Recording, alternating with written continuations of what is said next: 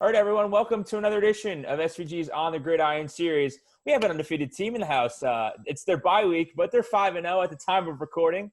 They have a Super Bowl aspirations, MVP candidate in Russell Wilson, but we're here to talk about in-venue production with two individuals from the staff. We have Mike Tremel, he is Director of Technical Operations, and Ryan Madayag, he is Director of Game Entertainment and Special Events Fandom Element. Gentlemen, I appreciate you waking up. It's 9 o'clock your time. It's 12 o'clock on the East Coast, but it's the bye week like we've mentioned. You guys have some time on your hands, so I appreciate you hanging out. Ryan, how you doing first? And then Mike will go to you. So, Ryan, what's going on, man? Doing fantastic. It's a rainy day in Seattle, but appreciate being on. Thank you for having us. Thanks. Mike, how you doing, man? I'm doing great. Thanks for having us. Yeah, looking forward to this. And it's nice to be able to do this after a big win on Sunday. For sure, for sure. But by the way, rainy in Seattle is kind of on brand, right? So it's perfect Seattle weather. So we'll get into it. You guys have a very loud stadium. That's first and foremost. CenturyLink is always breaking the sound barrier over there in the Northwest. But this year, without fans, how are you guys doing it? How are you guys getting used to working in a kind of a quiet environment that I'm sure you guys aren't used to on a typical Sunday, Monday, or Thursday night? It's one of those things. I'm not sure I'll ever get used to it. It's strange for sure. It's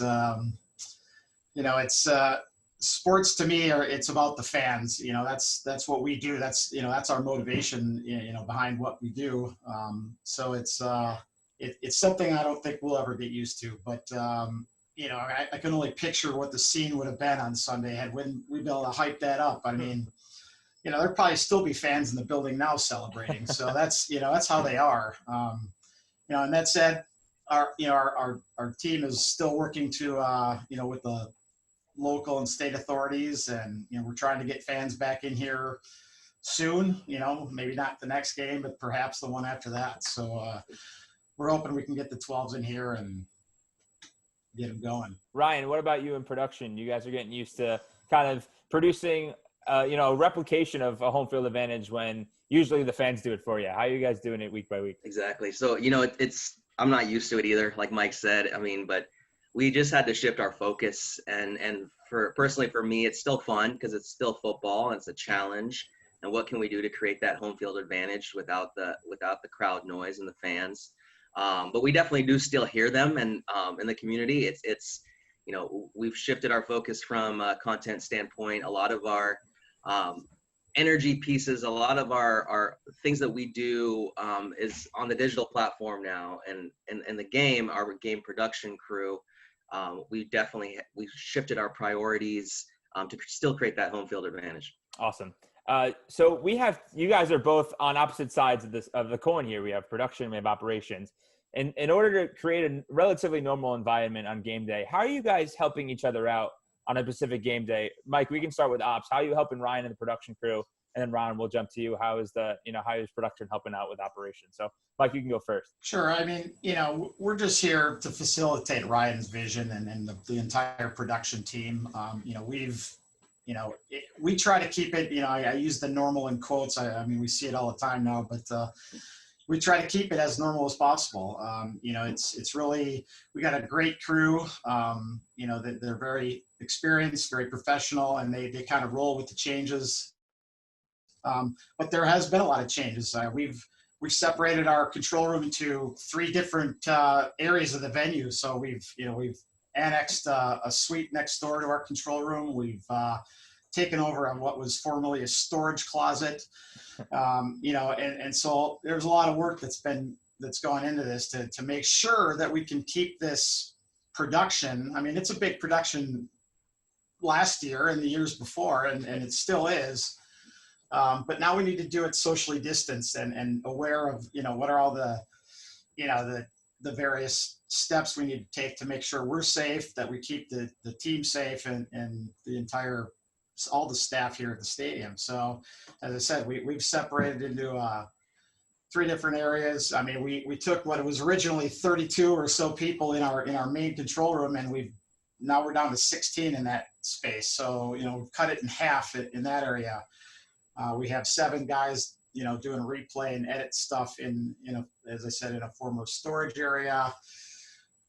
we've added KVN capacity, so people that do QC roles, they're doing it from home or they're doing it from their office. And then in addition, we've added the plexi dividers, things like that you've probably seen through other venues.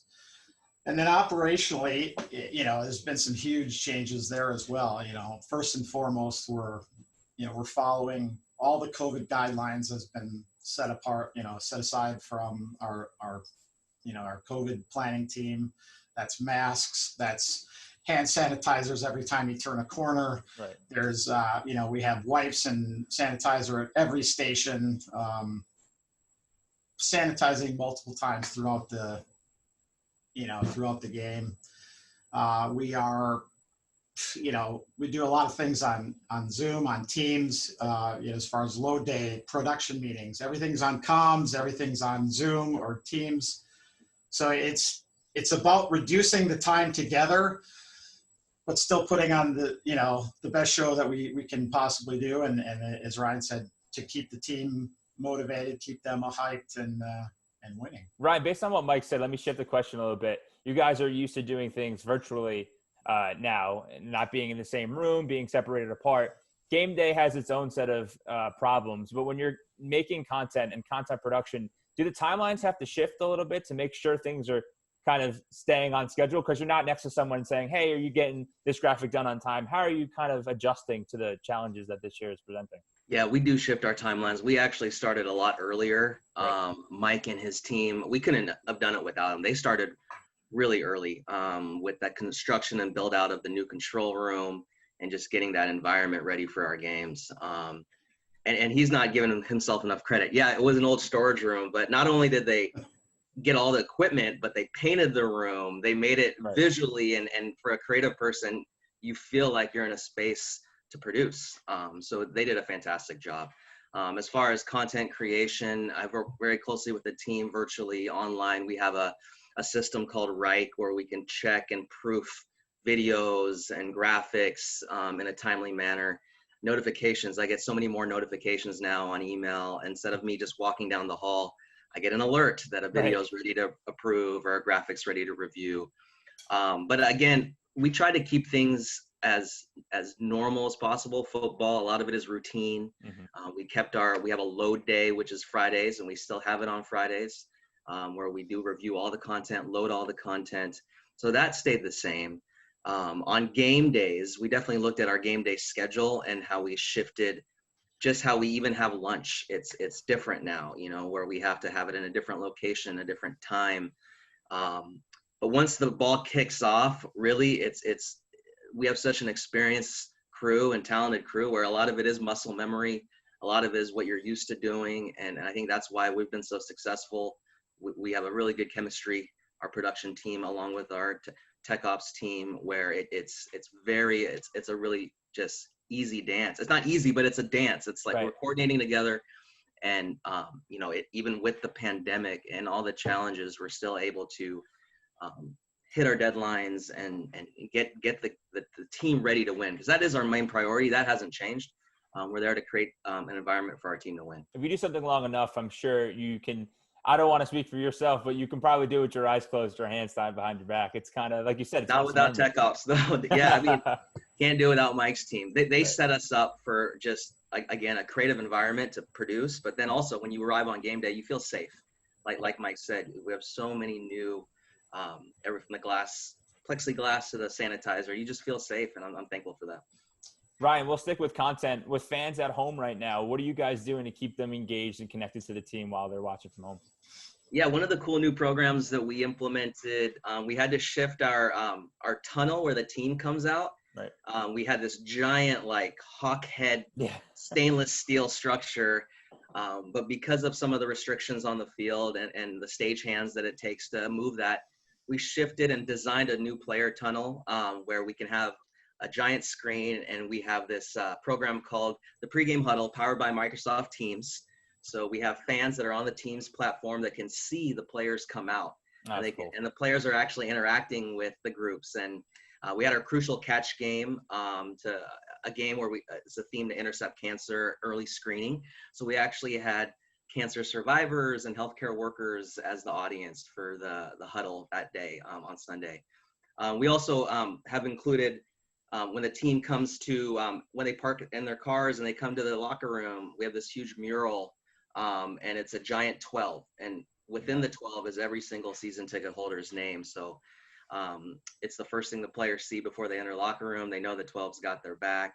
So that's a nice way we can include the players into the game day experience. And as I mentioned before, just our digital platform, they've been killing it. It's been awesome to see the engagement at this high level, and seeing from Blue Fridays to the Monday after a game, all the different cool content and the fans commenting on it and seeing what we do on game day as well. Pretty cool stuff.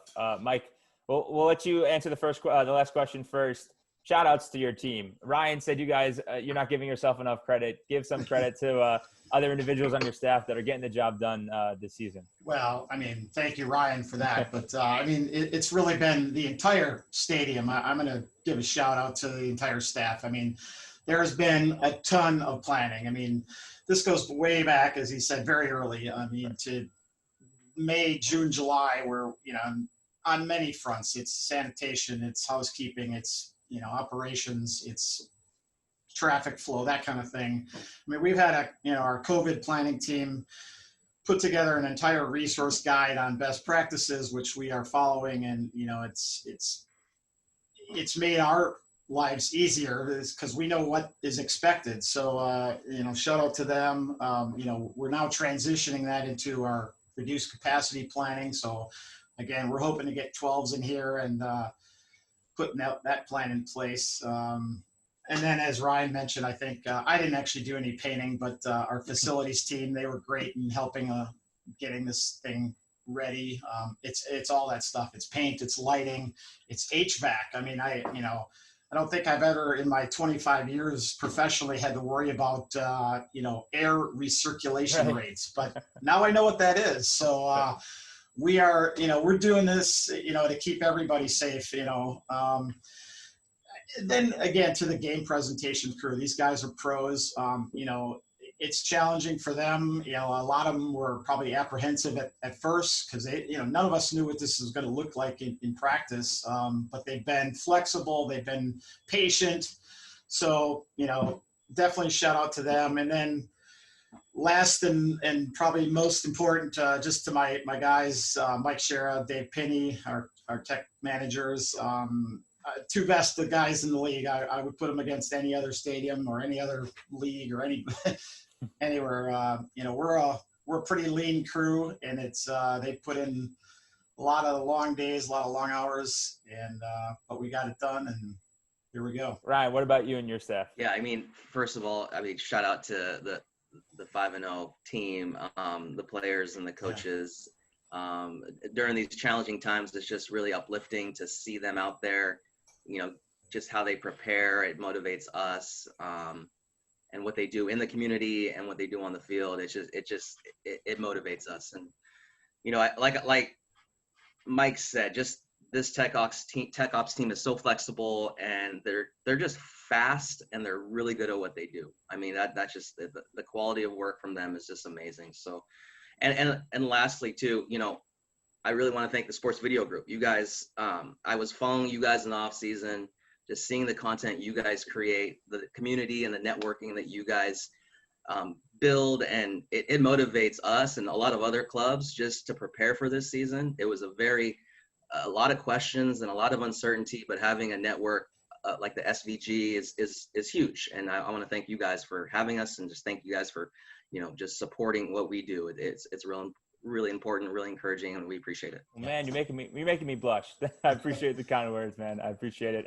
We're here to serve you. But speaking of 5-0, I'm sure the food tastes better. You guys sleep better. The rain's not that downpouring, but appreciate you guys sticking by. Great time hanging out with you guys. Best of luck the rest of the season. And as Russ always says, go Hawks. So go Hawks. Thanks, guys. Appreciate it. Thanks, Chris.